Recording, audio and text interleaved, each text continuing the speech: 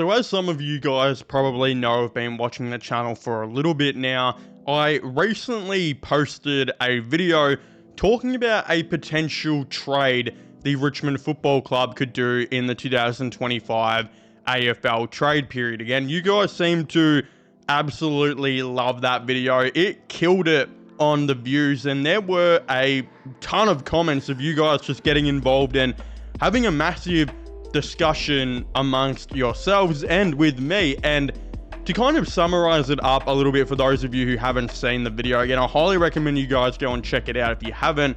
But basically the point of the video was to talk about the idea of Richmond potentially trading away pick 2 or 3 that they currently have at the time of making this video in the 2025 AFL draft, and bringing in another, a ton of other assets. The video actually has Richmond trading with the Gold Coast Suns, and basically the Suns ended up trading away a bunch of their later first round picks and next year's first round pick to move up to 2 or 3, just because basically if they've got 2 really high academy players, and those academy players essentially said to be selected at like pick 5 and 6, meaning that if those academy players get taken at 5 and 6, they will actually lose, again, their later first round picks to try and match that.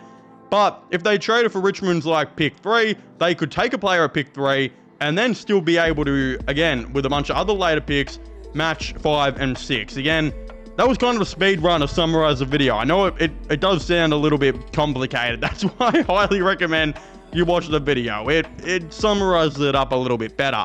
But you guys seem to love that video so much and that idea that I thought, why not in today's video, we'll actually do a very similar thing. But instead of Richmond trading away 2 or 3 to the Gold Coast Suns for a bunch of their picks, Richmond actually traded away to the Sydney Swans. Now, again, before I do get into it, there are a lot of reasons why this trade would, of course, happen. Again, the Sydney Swans are in a very similar situation to the Gold Coast Suns, where they actually have an academy player in Max King, which is his name, who's not related to the Max King already in the AFL, who is already projected to go about pick 5 and 6 as well, meaning that at the time making this video, Sydney have pick number 7. Let's just say a team selects Max King at pick 4, and the Swans have to go and match that.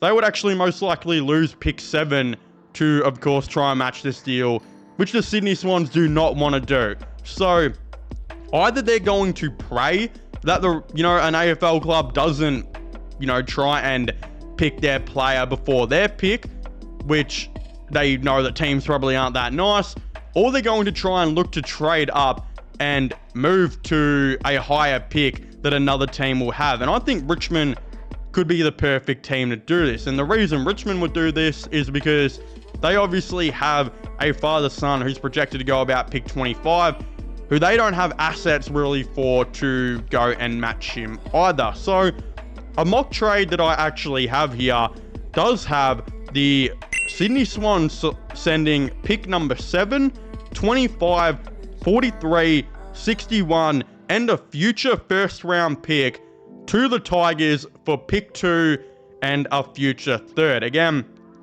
that I think would be a pretty good trade for Sydney. Would it be a good trade for Richmond? I'm not too sure. And there are a couple reasons why. Again, even though pick 7 doesn't sound that far away from pick 2, in this year's draft, due to all the academies and matchings and whatnot, that pick 7 might end up being like pick 11. So realistically, the Tigers might be trading away pick 2 for pick 11. Again, is that really a good thing? No. But in saying that, the Tigers might basically change pick 2 to pick 11 and a future first round pick. Now, that future first round pick could help Richmond in a ton of different ways. As we know, Richmond are expected to be a massive player in next year's AFL trade period and free agency, with players such as Harley Reid, Zach Butters, and a ton more being available to potentially trade for or to potentially go and sign. So what could end up happening is I believe Richmond will be on a mission to also get assets for next year's draft, so they can use that to potentially try and trade for a player or 2. Again, A future first round pick in this deal would be very handy. What is also good about this deal for Richmond does happen to be that you get pick 43 and 61 back as well. Again, let's just say a team puts a bid on Lewis Callaway, Richmond's father's son, at pick 30. Again, I'm not completely sure about how the points are going to really match up and how that's going to work. I don't even know if that's been revealed yet. But at the end of the day, I think 43 and 61 should probably be enough to go ahead and match Lewis Callaway if he was taken in that 30 to 35 kind of area. So essentially what this trade could be for Richmond is Richmond basically send away pick 2 and a future third away, and they get back in 11, 25, Lewis Callaway, and a future first. Again, is that a good deal for Richmond? I mean, in my opinion, it's kind of average. The reality is, though, is this is a trade that has been suggested by a bunch of people. If the Gold Coast one doesn't work out and Richmond don't end up striking a deal with Gold Coast, or, you know, Richmond decide just to pick, you know, one of their top 3 picks or whatever, then this is the outside one. I think those other 2 options are much more likely. Richmond either keep their top 3 pick or trade with Gold Coast. But I think this Sydney deal, if there was another deal that was close to it, this would be the one that I think could very well happen. The only issue is that, yeah, the pick 7 will probably just become pick 11 or pick 12 even. And that's such a massive distance from pick 2, especially in this year's draft where it's supposed to be really heavy. I think you're guaranteed a really good player at pick 2 or 3. And at pick 10 to 12, I think in lesser drafts, you're guaranteed a good player. Like a player that was pick 10, 11 or 12 in last year's draft would be much better than what it would be in this year's draft, just from what we are hearing. But at the end of the day, Richmond need to get assets in for next year's trade period and draft, which is what is being said. And they've also got to find a way to get some later picks to, of course, try and match Lewis Callaway. Again, there are some positives here for Richmond. There are some negatives. I highly recommend you guys go and watch the Gold Coast video, though, because I believe if Richmond were to do a trade, that should probably be the one that they maybe go and look at, as in that video, I actually have the Gold Coast Suns sending, I think, a little bit more than what Sydney have to offer here. And again, I think teams are going to really overpay for this. And why this actually really works for Sydney is, as I said, Sydney have a really elite prospect in this year's upcoming draft in Max King, who is expected to be picked up at about pick 5 or pick 6. There is a massive opportunity where Sydney could really try and get a player at pick 2, right? And again, get the best available, whoever they want there, and then still be able to match Max King at pick 5 or 6.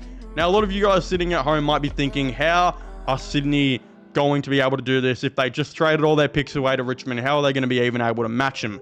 Well, the reality is I don't think Sydney are going to be really that keen on next year's trade period and draft. I think they're really trying to hit this one and hit this trade period, meaning that there is a chance that Sydney could flat out just say, look, we'll give up, we'll trade our future second, our, future third, Richmond's future third that we get back in this draft, and maybe whatever else, and we really try and bring in some picks in this year's draft to then go and try and match, with Max King.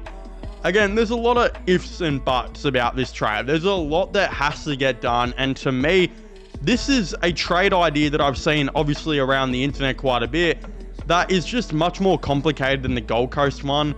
Like, I think if Richmond and Sydney were to do this and Sydney did get picked 2, they took the best available, then Max King got picked up a pick 5 or 6. To me, I just think they're going to struggle to try and now match that Max King pick, because now they don't have pick 25, 43, and 61, which they've now sent to Richmond for them to go and match their picks and all of the above. So I don't know how it's going to work, because I don't think Sydney are going to have the picks. Again, they can try and trade, then futures and get back into the mysteries draft to match Max King. But the reality is on that as well is that I don't know if they're going to be able to do that first and foremost. And then next year, it's like, well, you don't have any picks in next year's draft. if you want to make any moves next year, how are you going to be able to do it? Again, is it worth going all in and out and to get pick 2 and maybe Max King? Maybe. But how it works all together, I'm not too sure. So Sydney could be really hurt if they do this trade. There are a lot of positives for Sydney in this trade. There are a lot of negatives. It's the very same situation with Richmond. There are a ton of positives, like you can guarantee Callaway now to the team through the father-son. But then it's like, yeah, you do that, but also you're moving down from a guaranteed probably star at pick 2 or so to a guy at pick 11 and 25 you don't even know are probably going to be that good compared to the other pick. And I mean, if you want to move into next year's trade period or whatever, you could worry about that next year. It is a very interesting situation here. In my opinion, there are win-wins for both of these teams in this trade, but there are a lot of lose-losers as well, where I'm like, oh, both of these teams have a lot of reasons not to do this. Again, this is a trade, though, that is being brought up. There are going to be a lot of trades that are going to be theorized and brought up, just because I think Richmond will be shopping around that pick 2 or 3, just to see if they're going to get a massive overpay from another team going forward. Again, I still think Gold Coast will be the team that overpays. I explained that in the other video and why that makes a whole lot of sense. But in my opinion, if this trade was to be suggested, I think Richmond would say no first, and I think Sydney would be like, yeah, I don't even know if we can make this work. Again, it's just a trade that has been brought up online that I really thought like I kind of had to cover in this video to give reasons why it could work, reasons why it couldn't, and give you guys the whole entire perspective on that. Because yeah, a lot of positives, but a whole lot of negatives in this one. Again, I highly recommend you guys go and watch the Gold Coast video. I think that trade idea is much better. And if one was to probably happen, it would probably be that one. But again, I'd love to overall hear your thoughts and opinions down below on if you guys would do this trade. If you're Richmond, would you do this trade if you're Sydney?